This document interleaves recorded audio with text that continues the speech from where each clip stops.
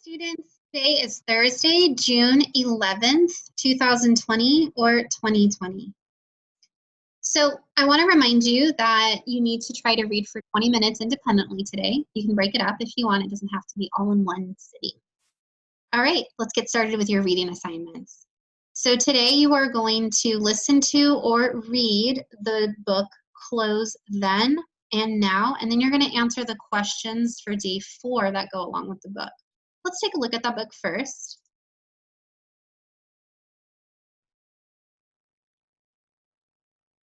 So if you want to add notes to the book or post-it notes while you're reading, you can click yes to make a customization. If you don't, then go ahead and click no. So here is the book. I would suggest that if you're going to have the computer read it to you, I would go ahead and start, let's see, on page 4. And you can press the play button, press the auto button. That way the computer will turn the pages for you. If you want the computer to read a little bit slower to you, you can click down 1 or 2 notches. All right, let's take a look at the questions that you're going to be answering. So let's scroll down to day 4. So under the respond section, you are going to think and talk about the following questions. If you want to challenge yourself and also write the answers too, feel free to do that. So the page numbers next to the questions are the pages that you can reference if you are having a hard time remembering what the evidence says in the text. So pages 6 and 7, what kind of cloth did people in Egypt make? Page 8, what is wool? What text clues help you figure out what wool is? Page 10, which cloth or material is used today to stay warm? Pages 9 through 11, which do you think is more common and cheap, cotton or silk? Which clues support your answer? Pages 11 through 13, what is one thing that is still the same about the way clothes are made? All right, so now let's go ahead and go back to our schedule and talk about writing. So for writing, you're going to describe the difference between how long people wore their clothes long ago and how they wear their clothes today. So you can reference back to the book to help you answer that question. Okay, so now let's talk about grammar. Let's click on these grammar pages. So today you are going to write some wacky sentences, and your sentences need to include, well, at least, they need to include at least one 3-syllable word, a plural noun, and a possessive, but I also want you to include an adjective, okay? So now let's talk about what they mean by 3-syllable words. So if we take the word wacky and we clap it out, wacky, that's 2 syllables. So you want to be able to clap a word out that has 3 syllables. A plural noun is just a person, place, thing, animal that would have an S at the end of it, or it could be something that doesn't, a noun that doesn't follow that rule. Like for example, person is one person, and people doesn't have an S at the end of it, but it's multiple. So a plural noun is going to be, again, multiple of something. So instead of boy, boys. And then a possessive is just, you could make your noun possessive too. You could say, you know, the boy's toy or something like that. But also add an adjective in. Okay, so for number 2, very similar. You're going to use at least a 1-syllable word. So it can be a shorter word. It could just be like the word the. Another plural noun, which we already talked about, and then a comparative word. So when you're comparing something, like if we do compare and contrast, you could say how 2 things are alike. You could talk about how they're different. You could even use the word versus. So, and then again, an adjective. And you know what, if it's tricky for you to come up with a possessive or a comparative word, that's okay. Just what I really want you to think about is just getting an adjective in there. Really, these are just, this is just to help you try to construct your sentence. But if you just want to use your own rules and come up with your own sentences, that's fine. Just try to use adjectives. Okay, number 3, 2 plural nouns, a comparative word and a possessive. Number 4, at least 1 2-syllable word, like wacky, at least 1 3-syllable word, and a plural noun. Okay, so use this if it helps you. If not, just write some silly, wacky sentences. Make sure you're using adjectives, okay? Don't let some of this stuff hold you back. Okay, so now we have another crossword puzzle. This one is a little bit better because you have a word bank that's going to help you, okay? They've got the ooh and the sound in it.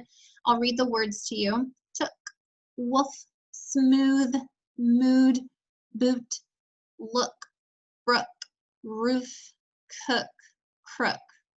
Okay, and you've got clues down here for across and down that will help you figure out which word goes where. Remember, across would be like this 9 across or this 8 across, and down would be like this 7 down and this 6 down, okay? So I'll read the clues to you. Number 2, across, how you are feeling. Number 4, across, the top of a house or building. Number 6, across, a thief or a robber. Number 8, across, past tense of take. Number 9, across, to see something. Okay, now let's look at the down clues. Number 1, down, sound a dog makes. Number 3, down, a creek or stream. Number 5, down, without bumps or tears.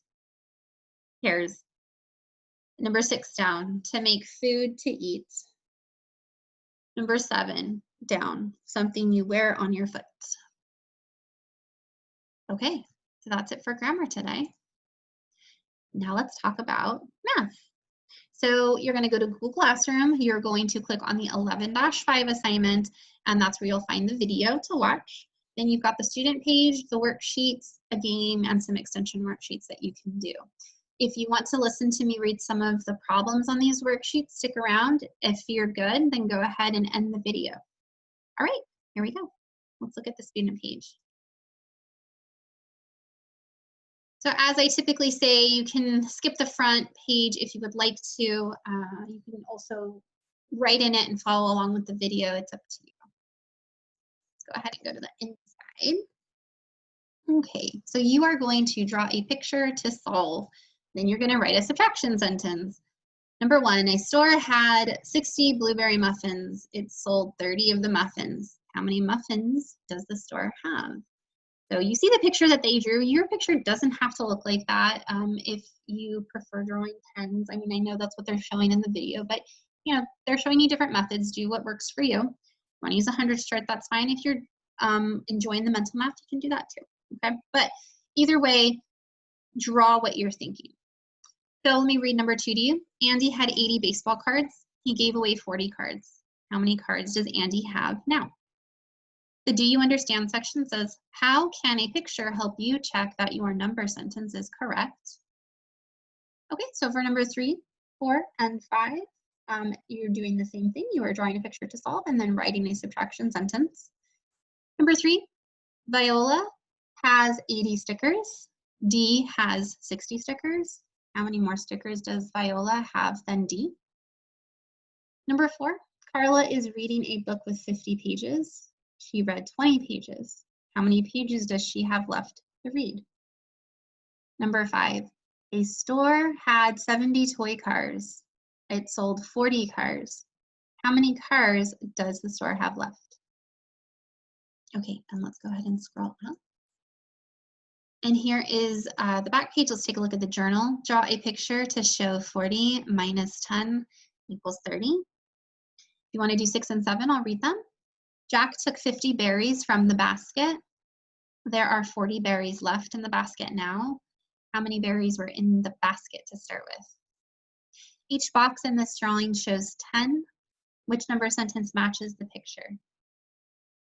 All right, let's go ahead and take a look at the worksheets. This is going to be the reteaching and the practice page. So the reteaching just sort of reviews what you learned in the video today. So I'll go ahead and read this part to you. It says, read and understand, Mr. Yi has 40 pencils. He gives away 30 pencils.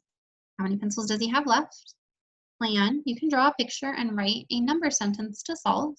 So when you solve, you would maybe draw 4 squares for 40 pencils, cross out 3 squares for the 30 pencils and count the leftover squares, which would be 10 left. And you're going to write that in a number sentence. 40 minus 3 equals 10. So Mr. Yi has 10 pencils left. Then it says, look back and check. You can check your number sentence to make sure it matches your picture. So try these two. Number 1, Alice gathered 60 flowers. She gives 40 flowers to her friend. How many flowers does Alice have left? Again, I know in this lesson they're telling you to just draw some boxes and write 10 in it. You can do that if you feel comfortable with that, but what matters to me is that you feel comfortable solving these types of problems. So if you have another method that you would like to use at this time, feel free to use that too. All right, so number 2, Jake counts 30 ants. He counts 10 bees. How many more ants than bees does he count? I forgot to mention to you that there is a Spanish version for your student worksheet, just like there is the Spanish version here as well. Let's go to the practice page. So the practice page says draw a picture and then write a number sentence. So the same thing that you've been doing, lots of word problems today. So I'll read you these 4. Number 1, Mike sees 40 birds, then 20 birds fly away. How many birds are left? Number 2, Sam has 60 stickers. She gives away 50 stickers. How many stickers does Sam have left? Number 3, Tom drew 70 circles. Then he drew 40 triangles. How many more circles than triangles did he draw? Number 4, a farm has 30 cows and 20 pigs. How many more cows than pigs does the farm have? And then you got your Spanish version down here. All right, let's go back. Let's take a look at our game for today.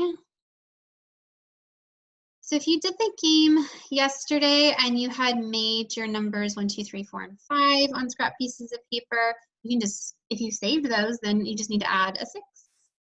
So it says take turns until each partner gets 3 turns. It says choose a problem and pick a number from the bag.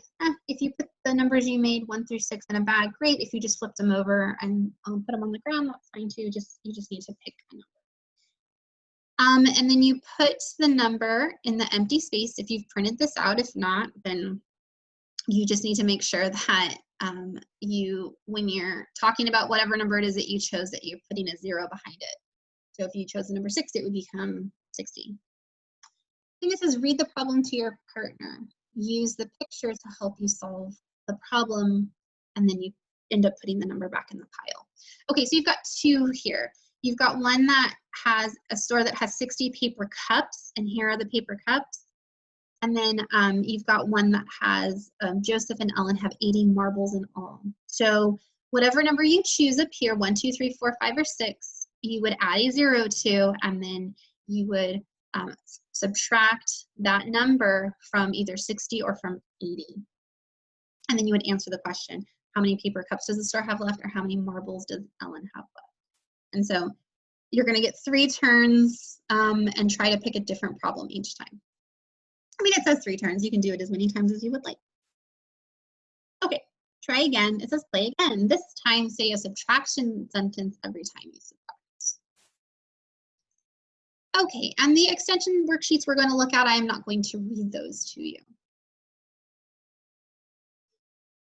Okay, so for the extension worksheets, instead of having the number sentences written for you, you need to figure out what the number sentence is, and you need to write a story problem to go with that. All right, students, that's it for Thursday. I hope you have a wonderful day, and I'll catch you in another video.